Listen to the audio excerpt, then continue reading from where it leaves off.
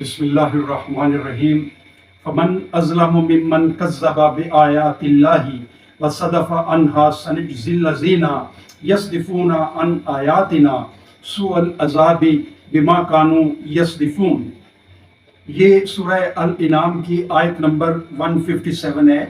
اس میں اللہ پاک فرما رہا ہے پس کون ہے بڑا ظالم اس سے جو جھٹلائے اللہ کی آیات کو اور منہ موڑے ان سے۔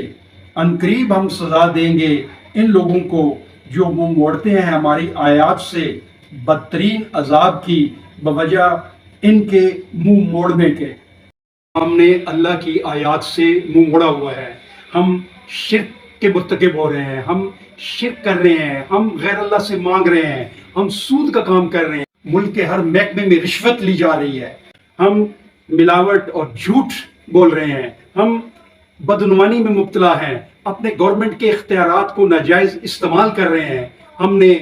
دولت اور زمین اکٹھی کی ہوئی ہے، قبضہ کیا ہوا ہے اور غریب لوگوں کو ان کے حق سے، بنیادی ضروریات سے محروم کیا ہوا ہے۔ ہم نے اللہ کی آیات کو جھٹلایا ہوا ہے۔ یہ اللہ کی آیات کو جھٹلانے کا نتیجہ ہم دیکھ چکے ہیں، ہم اپنا آدھا ملک گنوا چکے ہیں اور اب بھی ہم اسی راستے پہ گامزن ہیں، بلکہ اس سے زیادہ گھنونے طریقے سے اللہ کی آیات سے ہم انکار کر رہے ہیں۔ اللہ ہم کو